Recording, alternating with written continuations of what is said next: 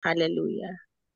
Aming Diyos na makapangyarihan sa lahat, salamat Panginoon muli ah, sa oras na to Panginoon na pinagsama-sama niyo muli Panginoon kaming mga magkakapamilya Panginoon upang Yes, Lord. patuloy na mag-aral na yung mga salita.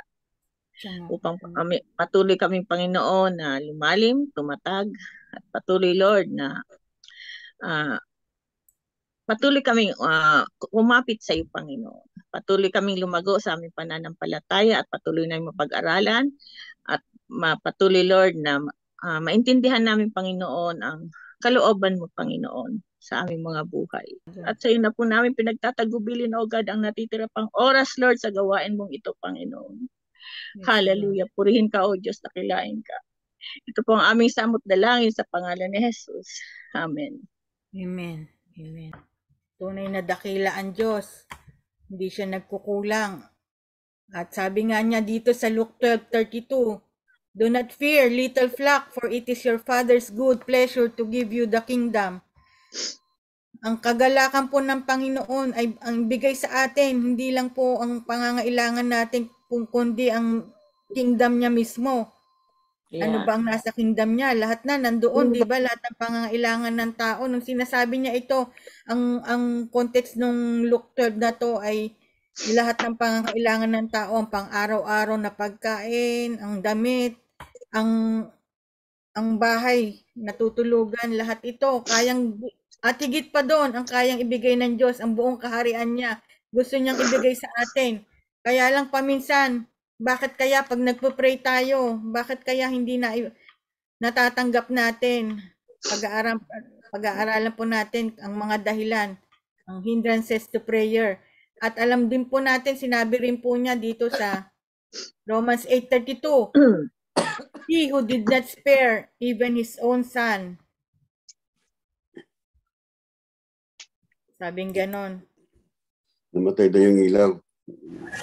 Po, wala pong kuryente. Wala raw kuryente, namatay biglang nawala. Oh. Amen. Ito po, pagpapatuloy po natin sa Romans 8:32, kung pinigay po ng ating amang sumasalangit ang tayo sa isang bugtong na anak niya sa atin, ano po ang hindi niya kayang ibigay? Siyempre po lahat po, kung nabigay niya, pati ang pangangailangan natin, ibibigay niya rin po. How he will not also, along with him, along with the Lord Jesus, graciously give us all the things that we need. Sabi rin po sa Matthew 7:11, if you then, being evil, know how to give good gifts to your children, how much more will your Father who is in heaven give good things to those who ask Him? Ito rin po. Kung tayo nga po gusto natin ibigay lahat sa mga mahal natin sa buhay, sa mga, kung tayo magulang, sa mga anak, gusto natin ibigay the best sa mga anak natin. Sa ating mga anak naman, gusto nating ibigay ang the best sa ating mga magulang, sa ating mga kapatid. Kung tayo nga evil as we are, gusto natin ibigay ang the best sa ating mga mahal sa buhay. But more, ang perfect na Diyos na ating Father in Heaven. Mas gusto niya ibigay sa atin at kaya niyang ibigay ang lahat ng hinihiling natin sa Kanya. Kaya lamang po marami pong dahilan minsan bakit hindi natin natatanggap ang mga gusto niyang ibigay sa atin. Sabi, pangako ng 1 John 5:14, now this is the confidence that we have in Him, that if we ask anything according to His will, He hears us. Kaya nga po, itong naman ang kasiguruhan at assurance na binibigay sa atin ng pangako ng Diyos na kung tayo nananalangin ayon sa Kanyang kalooban, ay siguradong didinggin niya ang ating pananalangin. Minsan naman po, kalooban na niya, pero bakit kaya parang hindi pa rin natin nakakamit yung pinapanalangin natin? Ayan po, pag-aaralan natin, ano ba ang hindrances to prayer? Number 1 po, na hindrance ang pag-aaralan natin ayon sa Biblia, sa salita ng Diyos, ay ang unconfessed sin. Ito po, isang malaking hadlang sa atin. Number 1, Psalm 66:18, sabi po doon, if I regard iniquity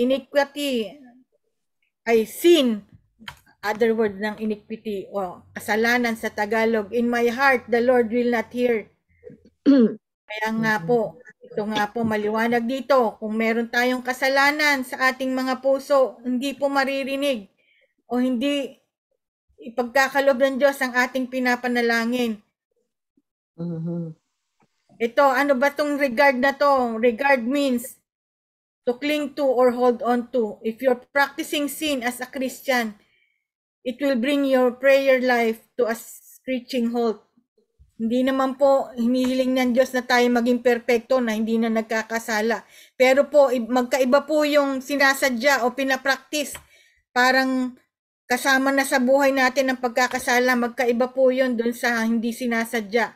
Kung we all sin and we sin more than we think we do. But there is a difference between a Christian who sins and a Christian who is willfully and habitually sinning without remorse, without any plans to stop. Ito po yung tinutukoy na if I regard iniquity in my heart. Ito po yung habitual sinning o willful sinning. Ito po, pag ito po meron tayong habitual sinning or willful sinning, hindi po tayo kayang pakinggan ng Diyos sa ating mga panalangin. Kaya importante po na pakalinisin po ng Diyos ang ating mga puso upang po walang pong maging hadlang sa atin, sa ating mga panalangin. Ano ba tong sin na tinatawag na to? Sin is any violation of the character or law of God. According to 1 John 3:4, sin is the transgression of the law. Another way to translate that, everyone doing sin is doing lawlessness. Sa Greek, anomia, lawlessness, walang law, hindi siya sumusunod sa mga kautusan ng Diyos. Ayun po ang ibig sabihin daw po ng kasalanan. Sa madaling salita, it's ignoring God's law, it's violating God's law. That is sin. Any violation of God's law is sin. Sin and lawlessness in that Greek construction of 1 John 3:4 are identical. It's living as if there was no law of God, calling your own shots.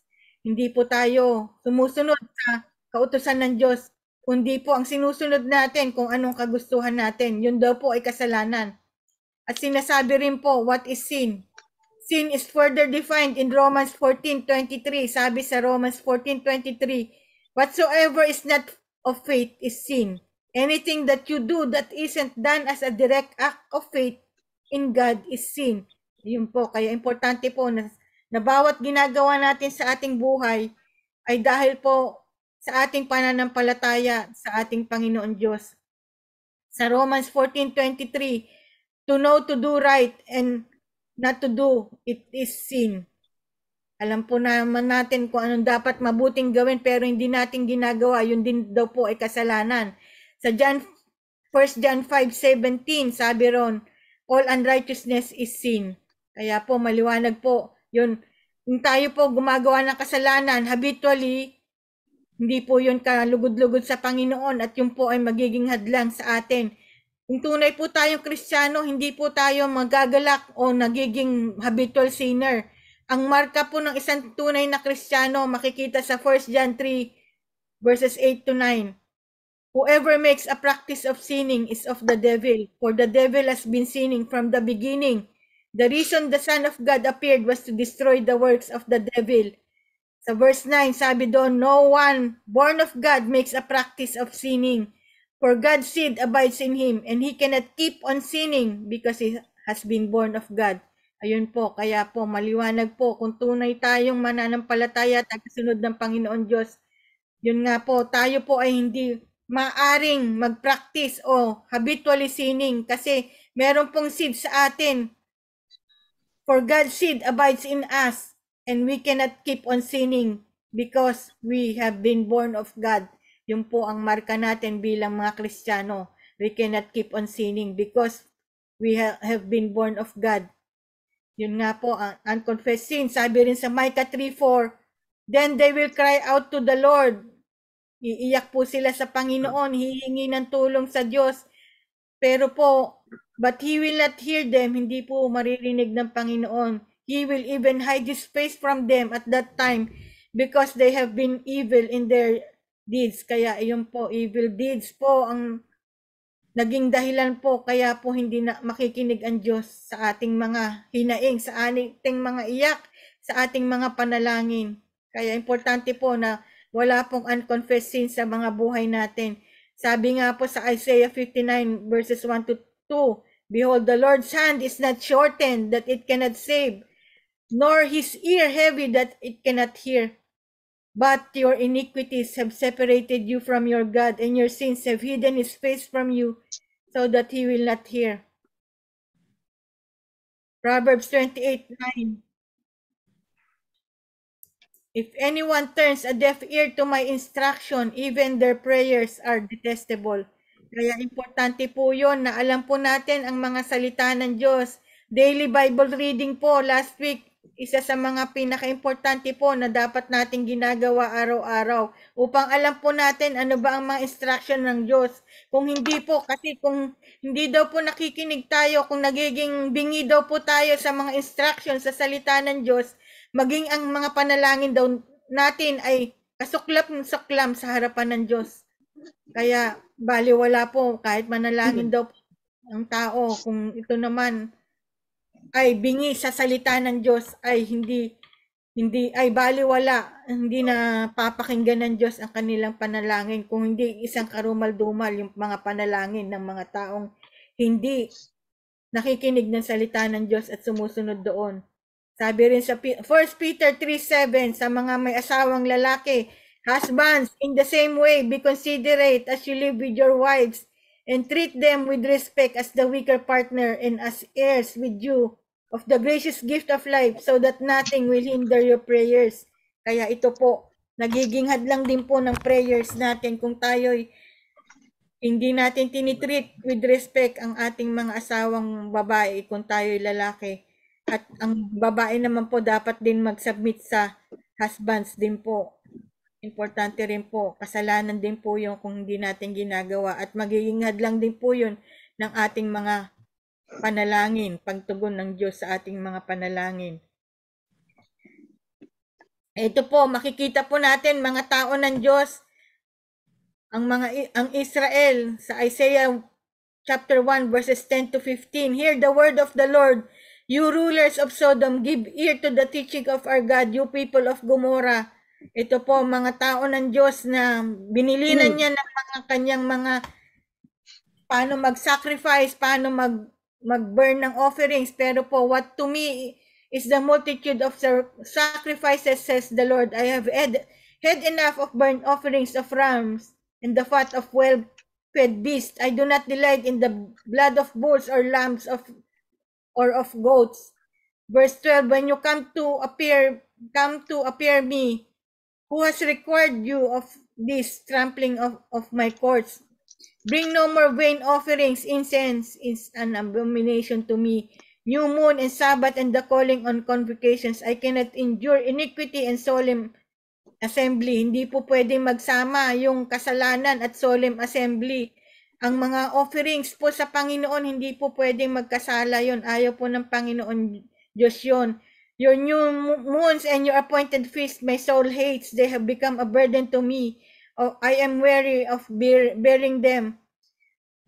When you spread out your hands, I will hide my eyes from you. Even though you make many prayers, I will not listen.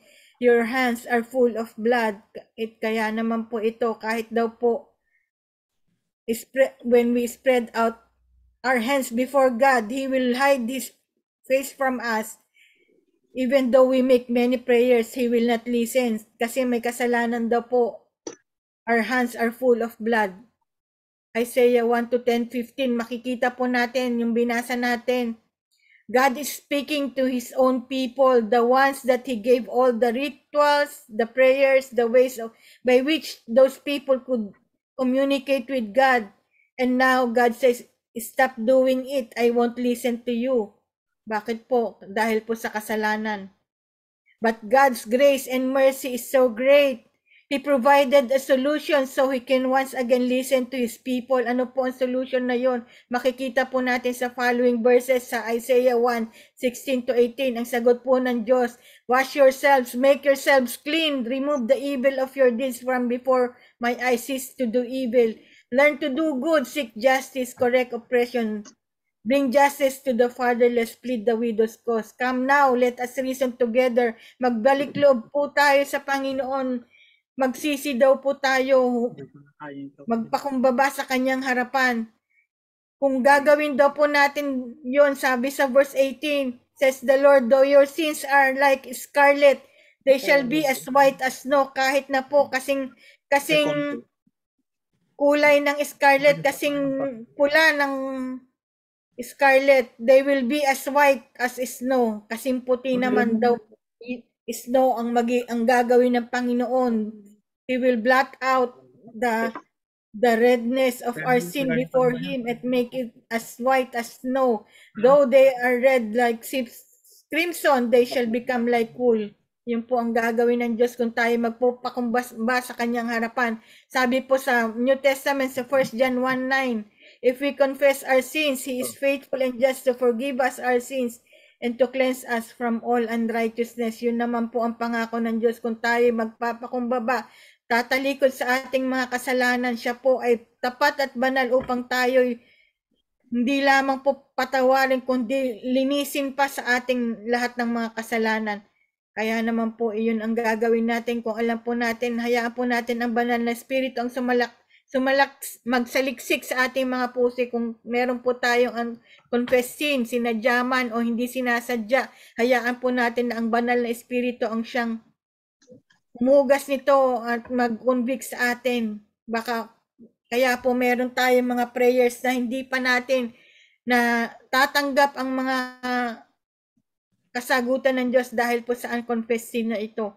John 15:7, ilalahanin po natin, pangako ng Diyos, if you abide in me and my words abide in you, you will ask whatever you desire and it shall be done for you. Kaya naman po ito ang dapat nating gawin pagkatapos natin mag-confess at malinisan na mahugasan na ng dugo ng ating Panginoong Hesus sa ating mga kasalanan. Kailangan naman po, we must abide in Him daily and let His words abide in us.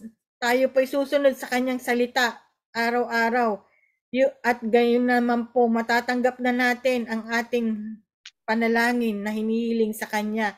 Pupunta po tayo sa number 2 na dahilan kung bakit po hindi natin nare-receive ang mga panalangin na ating pinapanalangin. Sa pong dahilan ay barrier of unforgiveness sa ating mga puso. Kung meron pong unforgiveness sa ating puso, sabi sa Mark 11:25, and when you stand praying, if you hold anything against anyone, forgive them. Kung tayo daw po ay nanalangin at kung meron po tayong hinanakit sa kapwa natin, patawarin daw po natin so that your Father in heaven may forgive you your sins.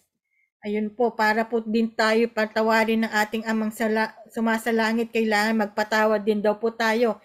Sinabi nga po natin sa hindrance to prayer number 1 is unconfessed sin. Kaya naman po, para mawala po yung sins na yon, kailangan po marunong tayo magpatawad. Sabi po sa Matthew 6:14-15, katulad din po na sinabi doon sa Mark 11:25. Sabi po dito, for if you forgive other people when they sin against you, your heavenly Father will also forgive you. But if you do not forgive others their sins, your Father will not forgive your sins. Kaya naman po kung meron po mga tao na nagpasakit po ng ating kalooban, ng insulto po sa atin, tumapak-tapak po sa atin, kumalabang po sa atin, nagpahiya sa atin, patawarin po natin kasi po kailangan pong gawin yon upang mapatawad din pa tayo na ating amang sumasalangit sa anumang pong pagkakasala din po natin. Kaya yun po, requirements ng ating kapatawaran sa ating kasalanan ay tayo po ay magpatawad din sa ating mga kapwang nagkasala sa atin. Pupunta po tayo sa hindrance to prayer number 3 ay ang unbelief o double-mindedness. Sabi po sa James 1 verses 6 to 8. But when you ask, you must believe and not doubt. Yun po, importante po kung tayo humihiling sa Panginoon, sumampalataya po tayo na siya ay tutugunin tayo at ipagkakaloob kahit na po gaano kahirap, walang imposible sa Kanya. Sabi po rito, because the one who doubts is like a wave of the sea, blown and tossed by the wind. Verse 7, that person should not expect to receive anything from the Lord. Such person is double-minded and unstable in all they do. Kaya importante po na hindi po tayo magdududa o pababago ng isip na tutugilin ba ito ng Diyos o magdududa tayo. Is the Lord going to do this for me? Pag tayo nagdududa, wag nating i-expect na tayo makakatanggap buhat sa Panginoon. Dapat po kung tayo'y humiling, manampalataya po tayo na kayang gawin ng Diyos yun. Kasi po kung tayo'y nagdududa, yun po ay magiging hadlang sa ating sagot sa panalangin. Kaya kailangan po buo ang ating faith sa Panginoon. Without faith, we cannot please God. And those who come to God must believe that He is a rewarder of those who diligently seek Him. Sabi rin po sa Bible. Sabi rin po sa Matthew 13:53 to 58. Ito po, hindi po nakagawa dito. Makikita po natin, hindi po nakagawa ng maraming himala ang Diyos dahil po sa unbelief ng mga tao. Basahin po natin sa verse 53. Now it came to pass when Jesus said, finished these parables, that He departed from there. Matapos po siyang makapagturo ng parable sa mga tao. Verse 54, when He had come to His own country, He taught them in their synagogue, so that they were astonished and said, where did this man get this wisdom and this mighty works? Ito po, nagtanong sila, ang galing naman ng Jesus na ito, saan ba niya kinuha itong mga wisdom na to, itong mga kapangyarihan na to? Sabing ganon, ang sagot nila sa mga sarili nila, hindi ba ito yung anak ng karpintero? Hindi ba ang nanay niya ay si Mary? Hindi ba ang mga kapatid niya ay si James, Joseph, Simon, and Judas? Paano siya nagkaroon ng kapangyarihan na to? Hindi ba ang mga kapatid niyang babae ay mga kasama natin? Paano niya nagagawa ang mga ito? Where then did this man get all these things? Sabi sa verse 56, verse 57. Imbes na sumampalataya sila, ano ang nang ginawa nila? They were offended at Him. Ayun pa, imbes na sumampalataya sila sa mighty works, they were offended at Him.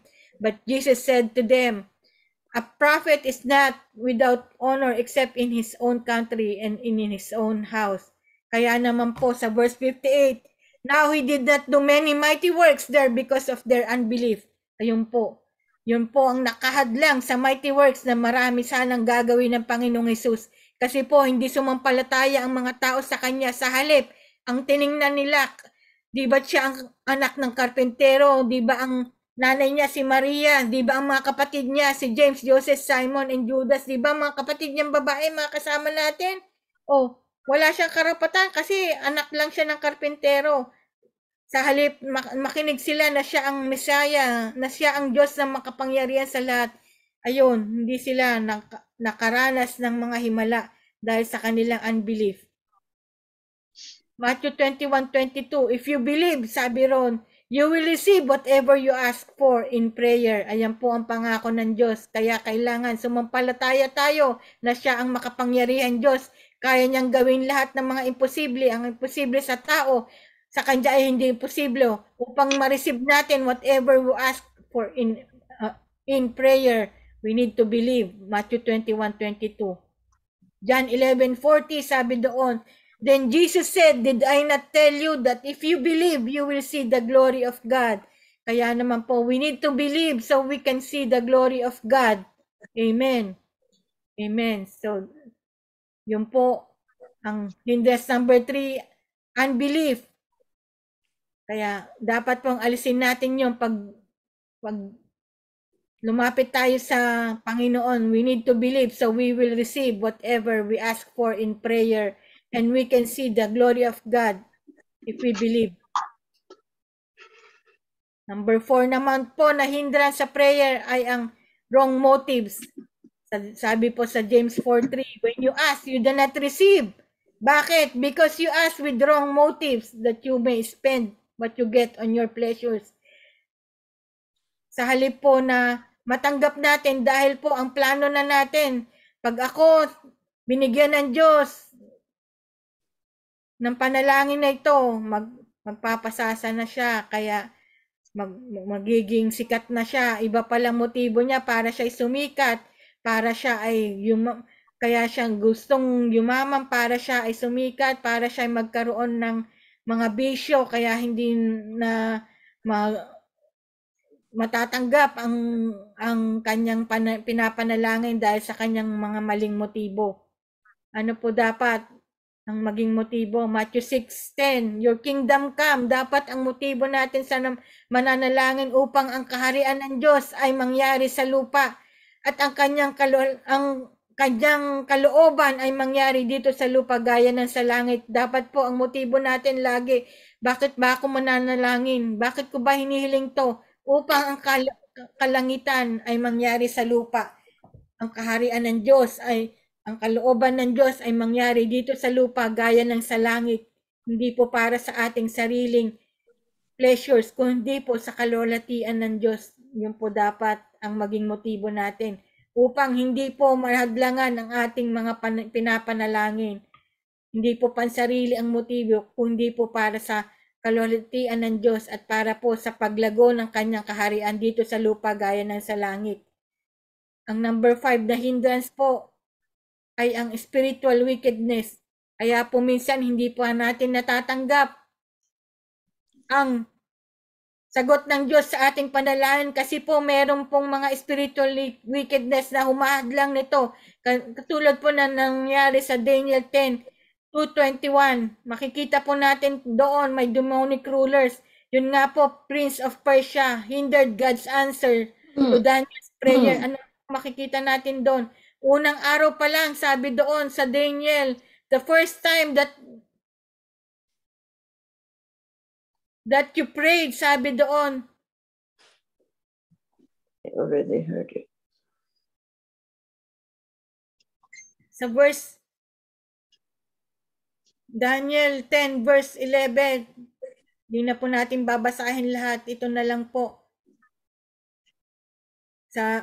Sabi ron, and he said to me, yung angel na nagpunta kay Daniel, oh Daniel man, great beloved, I understand the words that I speak to you and stand upright, for I have now been sent to you. While he was speaking to this word to me, I stood trembling. Then he said to me, do not fear, Daniel, for from the first day that you set your heart to understand and to humble yourself before your God, your words were heard. Narinig na ng Panginoon, tinugon na ng Diyos, first day pa lang. And I have come because of your words. Verse 13, kaya lang daw po, but the prince of the kingdom of Persia withstood me 21 days. Kaya naman po 21 days, hinadlangan ng kingdom of Persia, ng ruler, ng prince of the kingdom of Persia. Kaya naman po, yun po, minsan po meron pong ruler na humahadlang sa sagot ng Diyos sa ating panalangin. Unang araw pa lang na nananalangin tayo, sinasagot na ng Diyos, pero po may ruler of darkness na kumakalaban sa sagot ng Diyos. Kaya naman po, huwag tayong titigil sa ating panalangin. Katulad ni Daniel, nagpasting siya 21 days, nagpapasting siya, hindi siya tumigil. Kaya naman ng 21st day, ayun na, wala nang nakapigil sa kanya. Nalabanan na nung angel, yung ruler of Persia, kaya naman nakarating na siya sa sagot. Nasagot na yung panalangin ni Daniel nung 21st day na yon. Kaya po, huwag tayong hihinto sa ating pananalangin. Baka sa 21 days, baka huminto tayo after 2 years. Yung pala 2 years, doon na pala sasagutin ng Diyos yung panalangin natin. Huwag po. Kasi po, meron pong, baka po may humahadlang lang doon sa sagot ng Diyos sa panalangin natin. Let's take authority over it. Huwag tayong titigil. Sabi nga sa Ephesians 6:10-12, pinapaalala sa atin doon na meron tayong kalaban. We are in spiritual battle. Sa verse 12, we do not wrestle against flesh and blood, but against principalities, against powers, against the rulers of the darkness of this age, against spiritual hosts of wickedness in the heavenly places. Kaya wag po tayong titigil sa papanalangin. Let's take authority in the name of Jesus. John 12:27-32. Now my soul is troubled, and what shall I say? Father, save me from this hour. But for this purpose I came to this hour. Father, glorify your name. Then a voice came from heaven saying, I have both glorified it and will glorify it again. Verse 29, therefore the people who stood by and heard it said that it had thundered. Others said, an angel has spoken to him. Verse 30, Jesus answered and said, this voice did not come because of me, but for your sake. Now is the judgment of this world. Now the ruler of this world will be cast out. Kaya nung pa lang po, nandito ang Panginoong Hesus nung kinast out niya na po yung ruler of this world na si Satan. Kaya wala na pong power si Satan sa atin kasi napagwagian ng Panginoong Diyos ang kapangyarihan ni Satan. Sabi po sa Ephesians 2 verse says to 1-12, and you he made alive who were dead in trespasses and sins, in which you once walked according to the curse of this world, according to the prince of the power of the air, the spirit who now works in the sons of disobedience. Kaya prince of the power of the air, napagwagian na po ng Panginoon Diyos yun, ng Panginoong Hesus sa krus ng Kalbaryo doon. Habang po siya, sabi niya dito, and having disarmed the powers and authorities, he made a public spectacle of them, triumphing over them by the cross. Kaya naman po na-disarm na po ng Panginoon Hesus lahat ng powers and authorities ng kaaway doon sa cross ng Kalbaryo. Kaya may katagumpayan po tayo dahil po sa nagawa ng Panginoong Hesus doon sa cross ng Kalbaryo. Na sa atin na po yun. Sa Ephesians 1:18-21, nananalangin po si Pablo dito para sa mga mananampalataya ng Ephesians. At hanggang ngayon po, ito rin po ang panalangin ng Panginoon para sa atin. Sabi doon, I pray that the eye of your heart may be enlightened in order that you may know the hope to which He has called you, the riches of His glorious inheritance in His holy people, and His incomparably great power for us who believe. That power is the same as the mighty strength He exerted when He raised Christ from the dead and seated Him at His right hand in the heavenly realms. Ang power po noon na nasa atin na sa verse 21, far above all rule and authority, power and dominion in every name that is invoked, not only in the present age but also in the one to come. Kaya po ito ang panalangin ng San Pablo doon sa mananampalataya ng Efeso at panalangin din po ng Panginoong Hesus sa atin ngayon na maintindihan natin kung gaano kalaki yung inheritance na mayroon tayo sa Kanya, the riches of His glorious inheritance in His holy people that is far above all rule and authority, power and dominion in every name that is invoked not only in the present age but also in the one to come. Kaya po, nandoon, gamitin po natin ang rule and authority, power and dominion na binigay sa atin as our inheritance ng Panginoon Diyos. Dahil sa ginawa niya sa krus doon sa Kalbaryo, na pagtagumpayan niya ang power na ito na nasa atin. Gamitin po natin ang power na yon sa ating mga buhay. Over the enemy, Luke 10:13, sabi doon, behold, I give you the authority to trample on serpents and scorpions and over all the power of the enemy, and nothing shall by any means hurt you. Gamitin po ang autoridad na ito na pinagkaloob sa atin ng Panginoong Hesus against the enemy na humahadlang sa mga panalangin natin. James 4:7, sabi doon, therefore submit to God, resist the devil, and he will flee from you. Ayun po. Balikan po natin, hindrances to prayer. Number 1, unconfessed sin. Number 2, unforgiveness. Number 3, unbelief, double-mindedness. Number 4, wrong motives. Number 5, spiritual wickedness. Yan po, makikita po natin ang example sa atin ng Panginoong Hesus sa Matthew 17:14 to 18. Makikita po natin sa verse 14 to 16. And when they had come to the multitude, a man came to him, kneeling down to him and saying, Lord, have mercy on me, on my son, for he is an epileptic and suffers severely. For he often falls into the fire and often into the water. So I brought him to your disciples, but they could not cure him. Meron pong ito.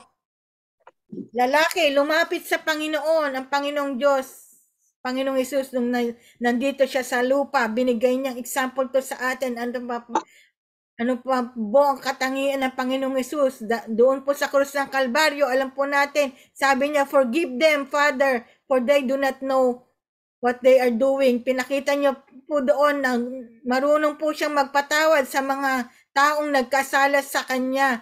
Gaano pa po ang dapat nating gawin kung kaya po napatawad po. Napakalupit po ng ginawa sa Panginoon. Dinuraan siya, sinampal, pinahiya, lahat po, inunsulto, pinako sa krus, pinahirapan. Pero ano pong sinabi niya? Forgive them for they do not know what they are doing.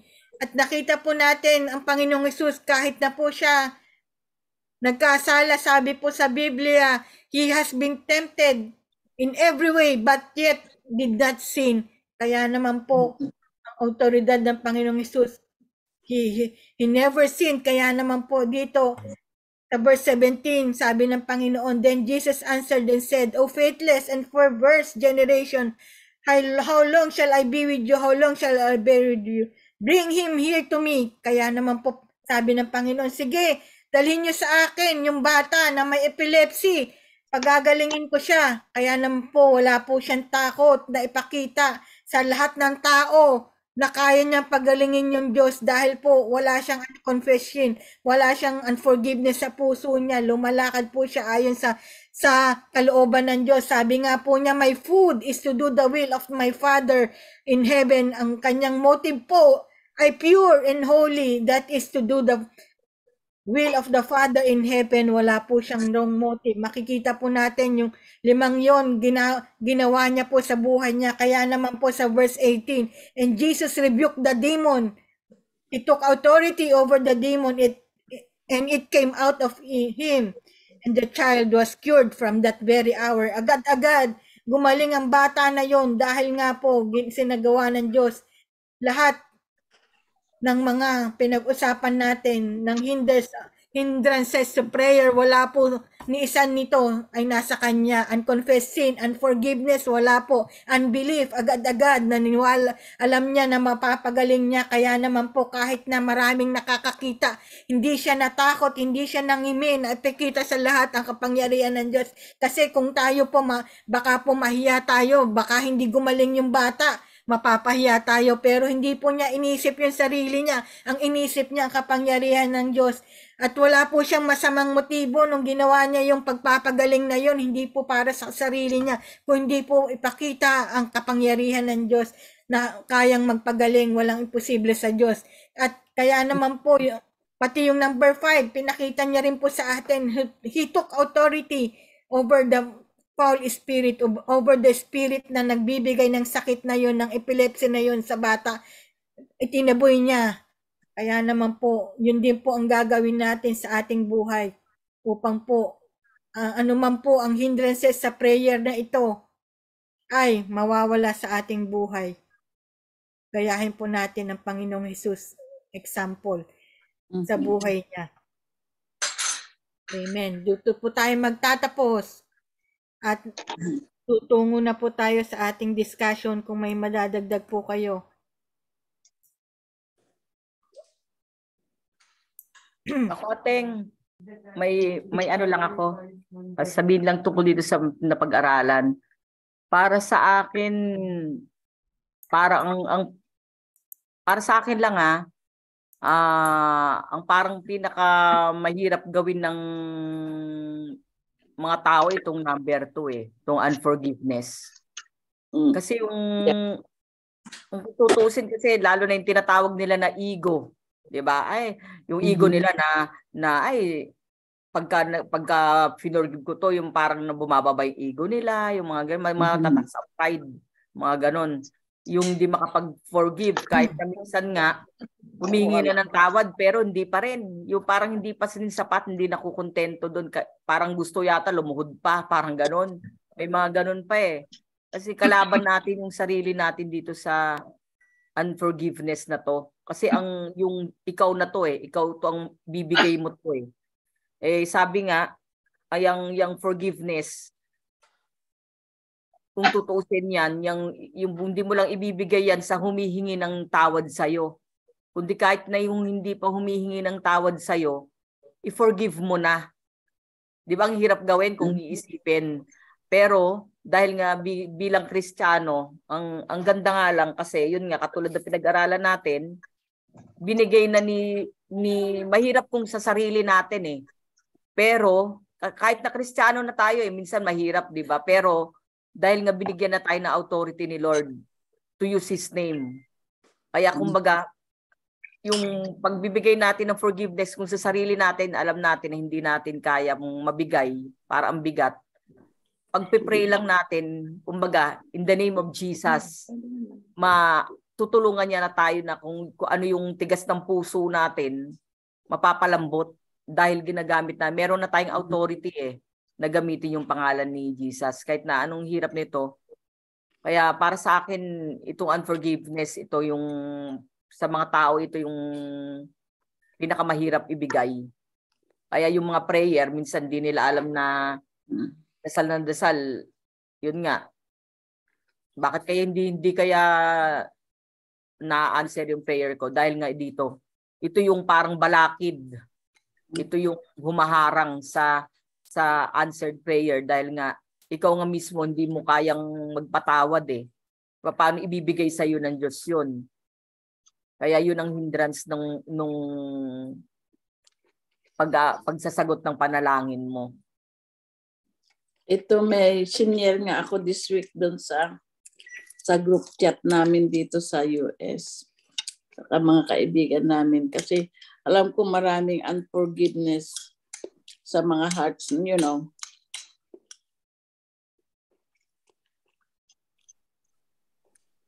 From everyone.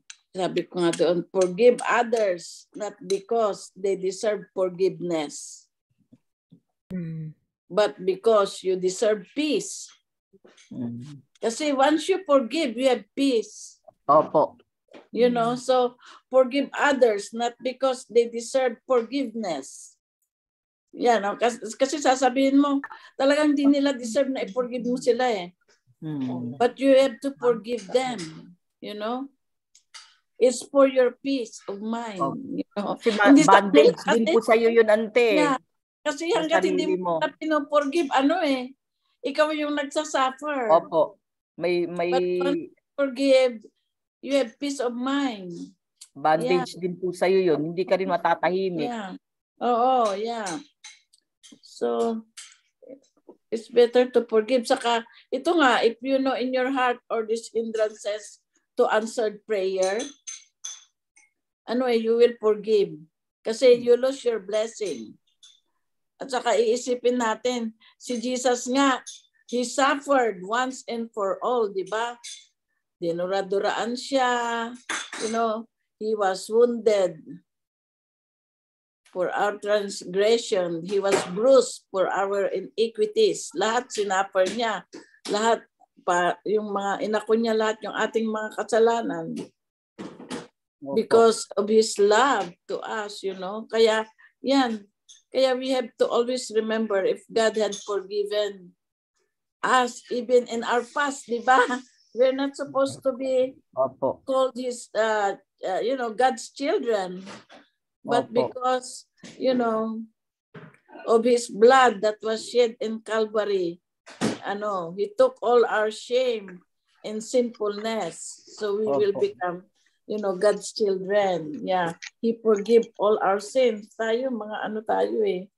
We are as filthy rags, you know.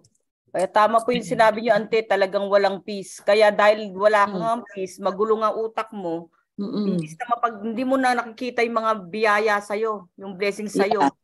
Na hindi mo naiisip na mas yung pinoproblema mo na yan, yung unforgiveness na yan, nagiging hindrance din yan sa happiness na yung mga biyaya sana na pinagkakaloob ng Diyos sa'yo. Hindi mo na nakikita yon dahil nakafocus ka din kung sino kung taong galit ka eh. Yeah, I know.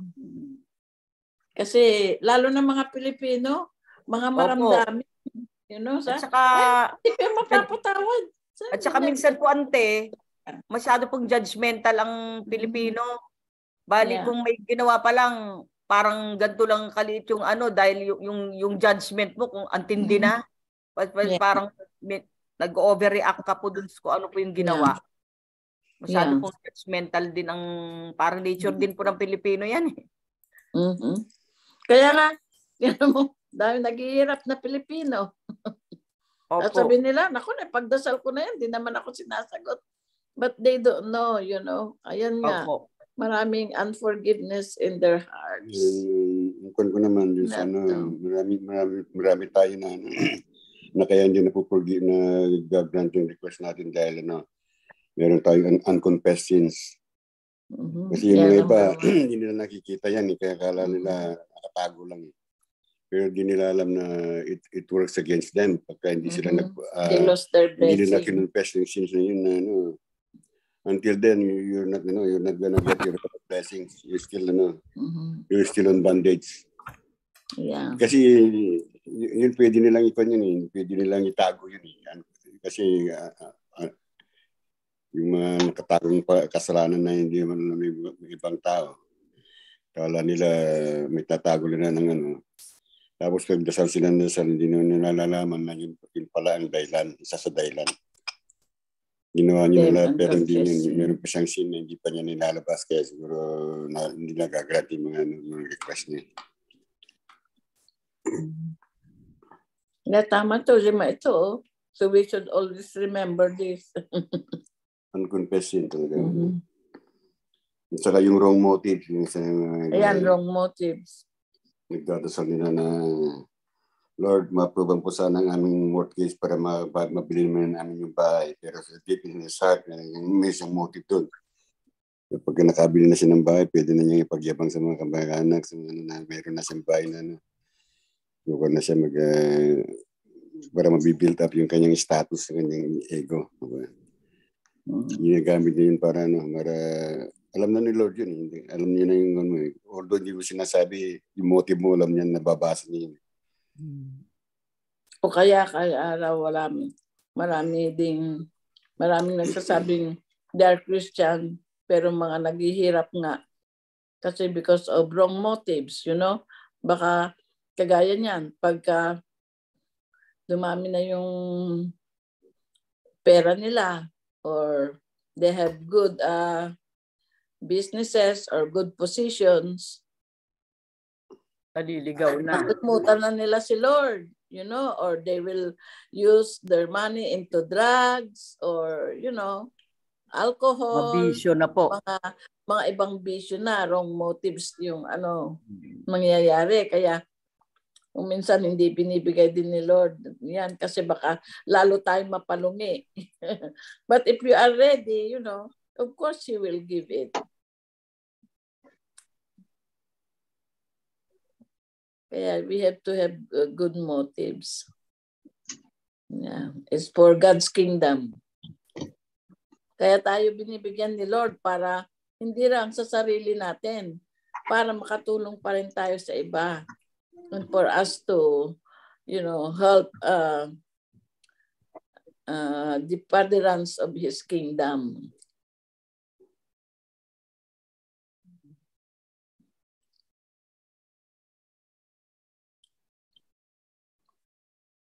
Spiritual. Itong number 3 din po. So nagpe-pray tayo pero meron pa tayo. Opo, sabihin pa natin in Jesus name, amen. Gagamitin pa natin pangalan ni Jesus Christ. Pero pagkatapos mo mag-pray, nag-aalala na paano na kaya yun? May mga ganun na po sa back of our minds na naku, mangyari na kaya? Naku, lalo na kung kunyari po, may deadline yung pinagpipray mo. Naku, kunyari, 30 yun. Naku, 25 na, ba't kaya wala pa rin? Naku, 28. Si Lord, kung alam ni Lord yung perfect timing mo, tsaka tinitignan niya pa test of faith po eh. Minsan, kunyari yung deadline, 30 na, 28 na, wala pa rin sagot. Yung test of faith mo talaga, andun na yung, naku Lord, andun na yung, dun na papasok yung, ano natin, doubt natin. Naku, wala na to, naku, 28 na. Naku, yung pala, gagawin ni Lord, yung time lang na yon, yung 30 na. Dahil tinitest niya yung faith mo. Pero pagka nakita niya na, hindi Lord, bahala ka na. Talagang sinurrender mo lahat sa Kanya pa rin yun. Nawala yung doubt mo. Talagang, minsan talaga, minsan, parang sa akin, parang joker din si Lord eh. Parang bibiruin ka rin niya, titignan ka rin niya eh. Na, tas mismong yung deadline na yun, doon niya ibibigay sa'yo. Tapos pag sinagot niya yon, minsan may bonus pa. Hindi lang yung pinag-pray mo, may bonus pa. Dahil yung test of faith na binigay niya sa'yo, napagtagumpayan mo. Kaya minsan yung pinag-pray natin, may bonus pa. Parang yung kay Auntie Juliet, yung senior niya, kung tutuusin, yung binigyan siya ng client na Indian, umaga mamasahiin niya lang yon nung araw na yun dapat. Pero ang bonus, magiging weekly na, magiging iti-train pa siya. Kaya ang laki ng bonus. Dapat, kumaga, yung time lang na yun na imamasahe, kailangan lang niya ng masahista. Dapat yung araw lang na yun, pero yung bonus ni Lord, ang galing. Magiging train pa si Ante. Kaya ang ganda. Kaya ganun kumilos si Lord. Yung test of faith lahat, test of faith din. Kaya kung maninito din na parang nagpo-fall sa number 3, kaya kailangan pag nag-pray tayo.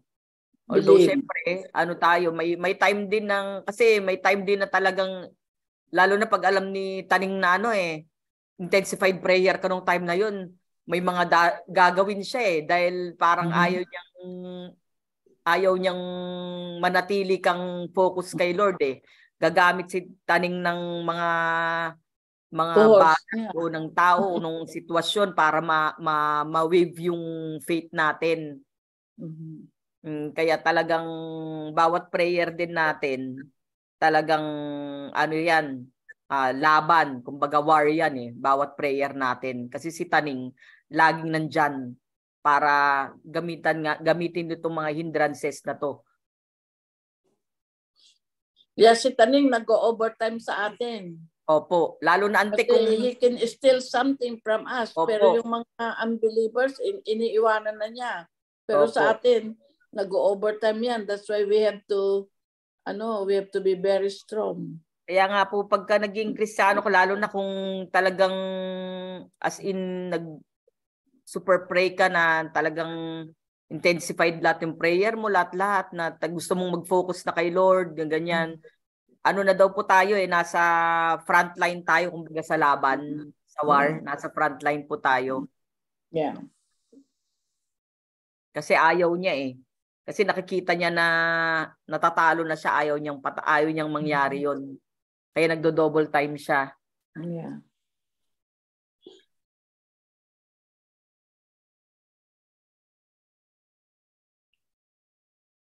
Yung sa spiritual wickedness pala, yung naalala ko yung nagkaroon ng malakas na bagyo dito, yung sa Myrtle Beach. Pinagpa-pray ko na huminto na, tapos pinanonood ko yung TV, may warning 125 to 135 yung yung nababasa nung newscaster, 125 to 135 yung speed miles per hour, yung lakas nung nung bagyo. Di ang bilis. Yung speed limit lang sa freeway 65 miles per hour dito eh. Tapos sabi ko, tiningnan ko sa bintana, pinagpa-pray ko, tapos na huminto yung bagyo. Tapos nung tiningnan ko sa bintana, nakita ko yung alon, parang monster, parang demonyo. Ang lakas, tapos parang may muka. Sabi ko, iba na to, parang inano ko ni Lord na i-rebuke ko. Tapos ni-rebuke ko nga. Tapos maya-maya biglang nag-calm down naman na yung bagyo, yung from 135 wala naman na kami sa, tinitingnan ko yung sa news na wala naman kami sa list na nung mga may bagyo. 30 na lang, 30 miles per hour na lang, ang bilis. Talagang may demonic force pala yung bagyo na yun, yung time na yun. Nandun kami sa hotel ni Eddie kasi yung hotel niya pinapasok pa rin siya kahit may bagyo, nandun kami sa taas. Kaya kitang-kita ko, sinisilip ko sa bintana yung alon. Kala ko nga na-record ko, hindi ko pala na-record. Kasi ang bilis ng pangyayari. Pero Ito lang kaya yun. Lately, ito lang nangyari na ito. Noong September po. Noong last year. Last year, opo. Noong September. Ay, September ba yun? Kailan ba yun? Parang May yata yun.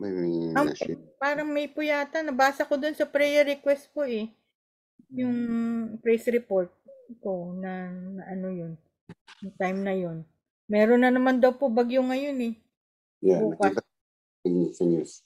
Tapos, praise God, nung 2 days ago, may bagyong warning. Kaawa naman ng Diyos. Ito, ayos naman kami.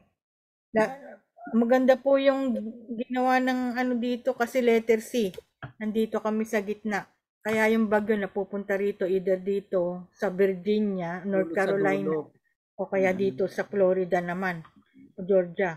Dito kami sa gitna. Kaya bago tamaan dito muna. Kaya tinatama. I-follow up ko yan. Sinasabi mo ating yan sa Georgia. Yun na nga, last week. Yung merong thunderstorm sa Georgia, tapos may tornado pa na coming. Bali pangalawa na to last month yata yon nung nangyari yan. Minessage ako ni Gabi kasi alam niya pagka ganyan kaming dalawa palagi, siguro nakalakihan niya na kaming dalawang nagpi-pray. Pini-private message niya ako, "Mama, there's a thunderstorm and tornado, blah blah blah." Super takot siya. Sabi ko let's pray. Itinitext ko po na ipre-pray naming lahat. Tapos kasi po dahil yung time na yun nga sinasama na nga siya ng nanay niya, natutulog siya sa may car. Siyempre po pagka may umuulan po hindi po siya pwedeng isama dahil po kailangan po may bukas po yung bintana ng car para may hangin pa rin po, hindi siya masusuffocate kahit na open parking yun. Bali, pagka ganun pong may ulan, hindi siya masasama. Pero nung time na yun po, talagang ang lakas-lakas ng ulan. Oras na po yun? Hanggang 3, hanggang sabi, minomonitor ko po Talagang malakas pa rin yung ulan. Tapos nung papasok na po si Aika, pagdating po na nasa 6 na yung time to na mag-prepare po para pumasok, biglang gumanda po yung yung klima. Yeah, yung authority. Opo. Bali, twice po yun na nangyari. Yung recent po is last week lang. Pati po yung tornado, hindi po natuloy. Si Auntie Juliet, parang kanina may gusto sabihin. Ayun, yun din, unforgiveness. Kasi, yun nga, pagka hindi ka nag-forgive, talagang magiging miserable ang buhay mo. Lack of peace of mind. Hindi ka magiging masaya. Unconfessing, siguro unconfessing. Pagka hindi kino-confess yung kasalanan niya, tinatago niya sa asawa niya, yun malakas yun, hindi siya makakapag natutupad kasi may kasalanan hindi na i-confess. Kailangan talaga i-confess. Basta siyang 5 na yan, you have to remember it. Those are the hindrances to answer prayer.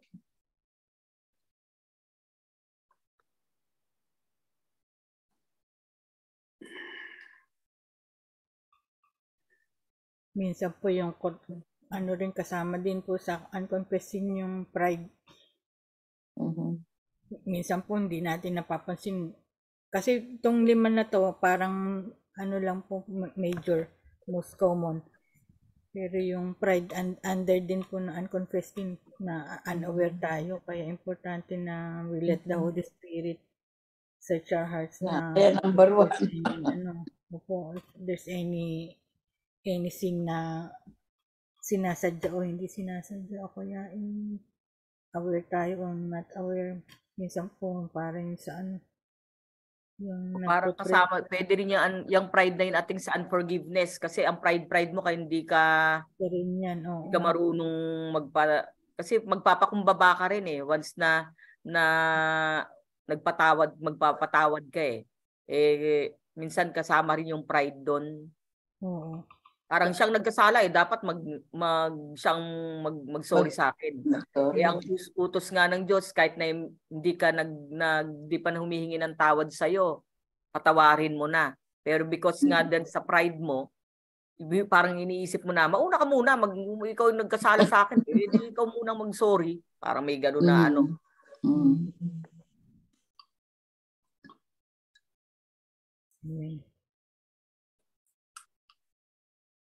Sige po, kung wala na pong madadagdag, mayroon pa po bang gustong Si Uncle Nestor, medyo nakakamiss kasi tahimik siya ngayon, ma'am. Nakapatay na yung ilaw, nagpapahinga na siguro. Oo, meron. Gusto niya yan, mga makinig ng word, ibig sabihin may masamaran pakiramdam niya, kaya ganyan. So in Jesus' name, paggising niya, okay na siya in Jesus' name. Amen. Amen. I-close muna natin to ating sa panalangin. Lord God, muli Panginoon, nagpapasalamat po kami Panginoon sa mga salita mo na muli naming na pag-aralan Panginoon. Salamat Lord God. Tunay po kung iisipin Lord sa sarili lamang po namin Panginoon, ang mga hindrances na ito Panginoon ay mahirap gawin Panginoon kung sa sarili namin kakayahan Panginoon. Pero dahil nandyan ka Panginoon, everything is possible Lord. According to your name, O Lord, magagawa po namin ito, Panginoon. Ang bawat isang ito, mga hindrances na ito ay maiiwasan namin, Lord, dahil nandyan ka, Lord, para i-guide and lead us, O Lord. Maraming salamat, Father God. Ang mga napag-aralan namin na ito ay may sasabuhay po namin, Panginoon. Hindi lang po namin narinig ito, kundi may a-apply namin sa aming pang-araw-araw na pamumuhay, Lord God. Maraming salamat, Lord, for using ating Panginoon para i-share ang mga salita mo, Panginoon. Salamat po, Lord God, sa kalakasan ng katawan, Lord, at na paghandaan niya ang mga salita, Lord. Salitaan niyo, Panginoon, na i-share sa amin, Lord. Maraming salamat, Lord. Ito po aming samot dalangin. This we pray. Amen. Amen. Yes, Lord. Glory to God. Auntie Juliet po. Kung wala na, pero baka may sasabihin pa si Auntie Lulu pala na Okay. Kasi kaya tayo nagko-communion, dapat iisipin natin lagi, hindi ito routine, It should really remind us of what Jesus did for us on the cross.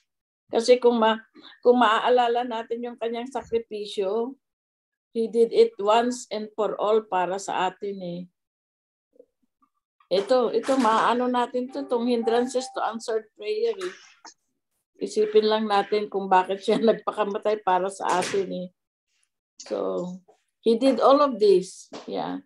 Kaya yung pag nag-pray si Lord Jesus, sinasagot kaagad ni God the Father nangyayari kasi He is without sin and we are all trying. Hindi naman tayo sinless, but we're all trying to be holy. So let's just remind all this, itong mga hindrances to answered prayer na ito. Very important. So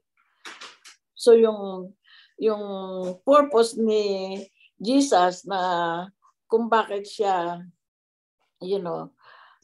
why He died on the cross and shed His blood, precious and holy blood, is for us so we will have victorious life.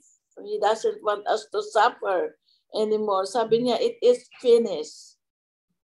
Sabi ni Jing kanina, gawa na ni Lord, it is finished. Kaya sa atin na yun binigay na niya lahat sa atin yung mga otoridad para tayo, to fight the enemy. Yeah, sabi mo nga, Mimi, we are in a battle. Yeah. So he had given us all the weapons, to be successful. So we have to cling to God, draw near to me so I can draw near to you, sabi niya. So, ayun. Kami nga ni Uncle Oscar nyo, may libro kaming binabasa ngayon, practicing the presence of God moment by moment in our life. Para si Taning, walang lusot, He will flee from us. James, James 4:7, resist the devil and he will flee from you. Come near to God, sabi niya. So he can come near to us. So, yun lang, maidagdag ko ulit. Yeah. We have to always remember the sacrifice of Jesus Christ on the cross because he wants us to be victorious, Yeah, we have abundant life. He doesn't want us to suffer. Suffering is not from him, So, okay, yeah. God is good. We have to remember his goodness is running after us all the time. Amen. Yeah, so we have to be ready to receive it. Amen. We have a big God, so think big. Pray for big things because we have a big God. He will give it to us. Yeah. Amen. Yeah, for to him nothing is impossible. Yeah. Okay. Kasi kung meron tayong victory, nag-glorify si Lord eh. Yeah, He is happy. If we are happy, He is happy. Excuse. Hindi po makita yung kagandahan nyo. Sayang. Opo. Bakit naman? Kalahati lang po sayang namin kagandahan nyo, Ante. Hindi namin sila. Ayan. Yan ba? Oh, ayan. Opo. Ayan. Ayan. Ako. Ayan. Sayang naman, Ante. Puro uban na yung buhok ko eh. Pero Ante, yan ang pinaka-type ko na sa inyo. Bagay niyo po yung sombrero niyo po. Yeah. Oh, Christmas gift sa akin ni Mary. Opo, maganda po. Bagay niyo po. Yeah, thank you. Yeah, I'll tell her. Yeah. Okay. Yes, okay. Okay, so let's have communion now. Remember the purpose of his sacrifice, not as a routine. Okay. Si Juliet, yeah. Hallelujah. Thank you, Lord, sa gabing ito, Lord, na muli kasama-sama kami, Lord, na pag-aralan ng iyong mga salita at salamat, Lord, sa mga mensahe mo, Lord, na sa mga salita mong itinuro mo muli sa amin, Panginoon. Hallelujah. Hallelujah. Salamat, Panginoon, muli sa gabing ito, Lord, na gagawin muli namin, Lord, ang pag-alaala, Panginoon, doon sa ginawa mo doon sa krus ng Kalbaryo. Sakripisyo mo, Panginoon, na ginawa para kami, Lord, ay mapatawad sa lahat ng aming makasalanan. Yes, Salamat, Lord, sa grasya mo na yung Panginoon. Thank you, Lord, for your grace that we are worthy to partake in this communion. I pray that we bless the bread and the juice, Lord. As we do this, we believe that you died for us. You are resurrected and you are coming back again. Thank you for all that you have done for us. We claim salvation, healing, eternal life through Christ Jesus. Amen. Ating pong hawakan ang tinapay na simbolo ng katawan ni Jesus. Lord, praise you, Lord. Sapagkat tinanggap ko sa Panginoon ang ibinibigay ko naman sa inyo na ang Panginoong Jesus ng gabing siya'y pagkanulo ay dumampot ng tinapay at nang siya'y makapagpasalamat ay kanyang pinagputol-putol at sinabi, ito ang aking katawan na pinagputol-putol dahil sa inyo. Gawin ninyo ito sa pag-alaala sa akin. Atin pong kainin ang tinapay na simbolo ng katawan ni Jesus.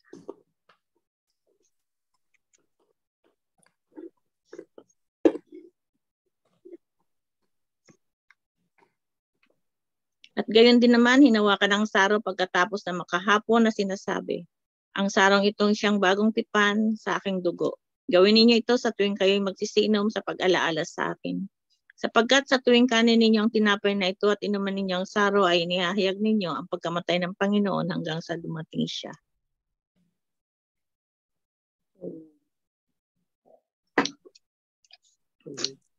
Thank you, Lord, for all the things that you have done for us. Thank you for all the assurance that you are coming back again. We're praying for all the blessings.